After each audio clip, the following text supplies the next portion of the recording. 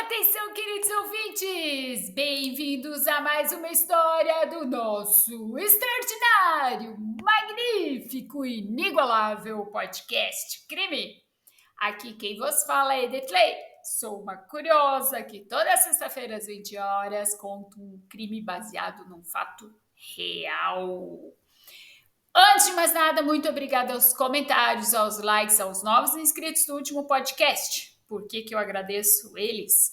Porque isso ajuda muito ao canal continuar crescendo e nos motiva a continuar pesquisando.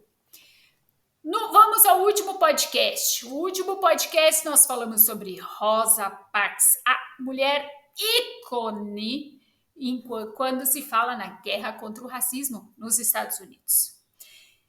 Seguindo com a série de problemas com racismo e luta contra o racismo nos Estados Unidos, falaremos hoje da fúria dos Panteras Negras. Os Panteras Negras foram fundados na Califórnia em 15 de outubro de 1966. O problema já é antigo. Eles continuam a dividir a sociedade norte-americana até hoje. Isso faz 50 anos. Armados, vestindo jaquetas de couro pretas e boinas, eles perseguiam a polícia. Em 7 de fevereiro de 2016, Beyoncé apresentou sua música Formation para mais de 100 milhões de telespectadores durante o intervalo da Super Bowl. Em 19 de fevereiro, Albert Wood Fox, de 69 anos, deixou a prisão estadual Angola, no estado americano da Louisiana, após mais de 43 anos de confinamento solitário. Os dois episódios ocorreram em extremos opostos da sociedade americana, mas por alguns dias colocaram o mesmo grupo no centro do debate público, o Partido dos Panteras Negras. O movimento ainda hoje divide o país. Para grande parte da América conservadora, os Panteras eram criminosos, extremistas e assassinos de policiais. Os sindicatos de policiais, portanto, exigiam um pedido de desculpas de Beyoncé e até mesmo pediram um boicote aos seus shows. Motivo? Sua apresentação contou com dançarinos usando uniformes de couro preta e boina. Homenagem a quem? Aos Panteras Negras. William B.G. Johnson e Cyril Bullship Innes, por outro lado, são gratos a Beyoncé por isso. Os dois ex-Panteras Negras, estão sentados em uma biblioteca no Harlem, no bairro de Nova York, que é considerado o centro da cultura afro-americana como nenhum outro. Juntamente com outros ex-membros, Johnson e Innes estão organizando um evento memorial.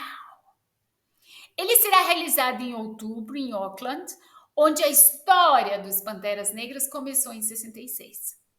Para eles, e para muitos esquerdistas e liberais dos Estados Unidos, os Panteras foram revolucionários porque lutaram pela justiça social e contra a opressão da minoria negra.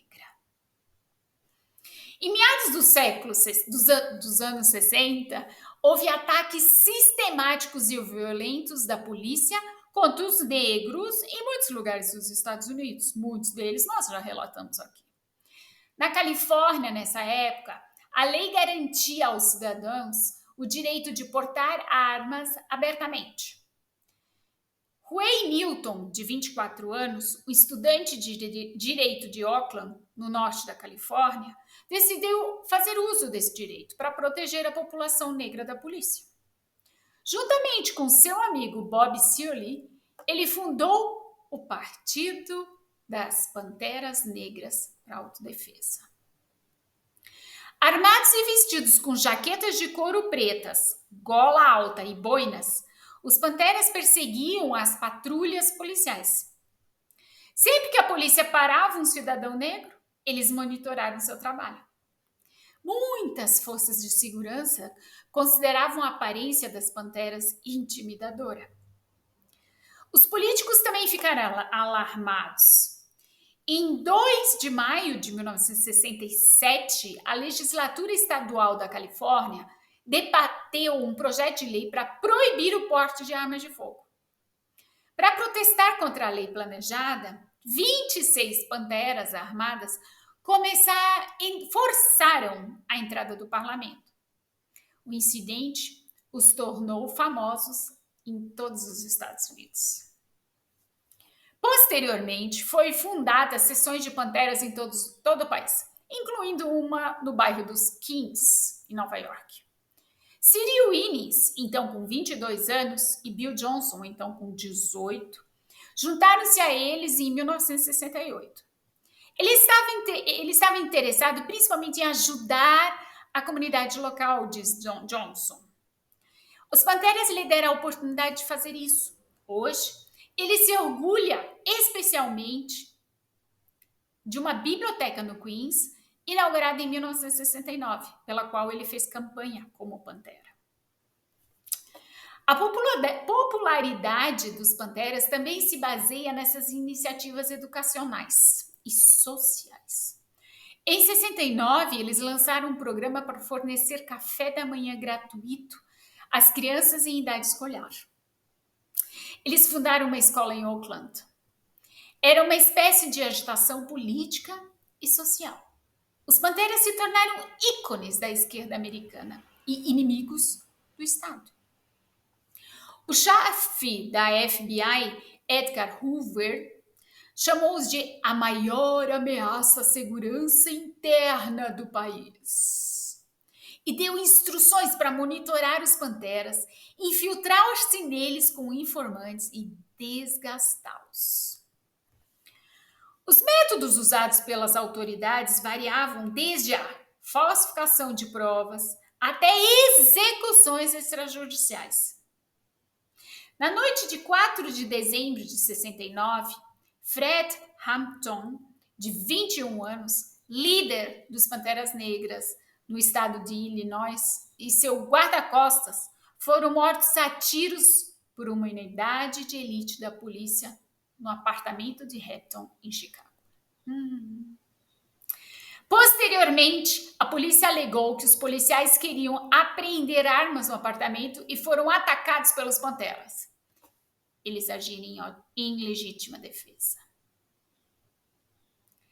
De fato, os fatos que vieram à tona mais tarde contradiziam essa versão.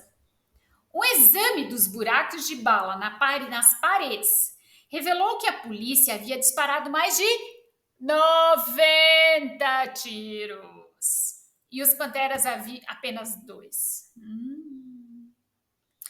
Hampton foi morto com 2 tiros na cabeça a queima-roupa. O FBI já havia infiltrado um informante no bairro de Hampton. Ele havia lhes dado um esboço detalhado do apartamento. A força-tarefa da polícia sabia exatamente onde Hampton estaria dormindo. Nunca fomos contra os brancos, diz Cyril Innes. Éramos contra o racismo. Foi exatamente isso que o Estado... Foi por isso que o Estado destruiu os panteras. Os panteras ainda estão na prisão hoje só porque são panteras. Eles são prisioneiros políticos. Albert Wood Fox, que foi libertado em fevereiro, também sempre alegou que queriam se livrar dele por ser um ativista impopular e membro dos panteras. Wood Fox havia sido condenado à prisão perpétua pelo assassinato de um agente penitenciário. Ele passou mais de 43 anos em confinamento solitário, embora houvesse repetidas dúvidas sobre sua culpa ao longo dos anos.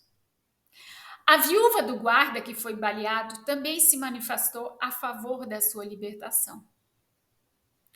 Entretanto, uma imagem que mostrasse os Panteras apenas como um grupo socialmente progressista que lutava contra a injustiça seria incompleta. Em primeiro lugar, havia o comportamento em relação aos policiais, que muitos consideravam conflituoso e intimidador. E a retórica? Os policiais eram chamados simplesmente de porcos. Por fim, havia o passado criminoso de muitos membros. Os tiroteios com a polícia, os episódios como o assassinato de Alex Rickley, membro do Panther. O grupo do Panteras de New Haven, no estado de Connecticut, na costa leste dos Estados Unidos, suspeitava que Rickley, um jovem analfabeto de 19 anos, fosse o informante do FBI. Rickley foi interrogado sob tortura. Os Panteras o amarraram em uma cadeira e jogavam água quente sobre ele. Ele ficou amarrado a uma cama por dias, depois de confessar. Ele foi levado para um pântano próximo e morto a tiros. O sucesso dos Panteras teve vida curta. Os combates do FBI, as disputas entre os líderes e o desvio do fundador Newton para o crime organizado levaram à desintegração dos Panteras no início da década de 70. No entanto, os problemas que levaram à sua fundação estão novamente onipresentes nos Estados Unidos de hoje. Tamir Rice, afro-americano de 12 anos que foi morto a tiros por um policial em Cleveland. Eric Garner, que foi imobilizado por um policial em Nova York e morreu. Laquan McDonald, que foi morto com 16 tiros disparados por um policial em Chicago. Muitos negros ainda veem a polícia como uma ameaça. Grupos de ativistas como Black Lives Matter, formados para lutar contra a violência policiais.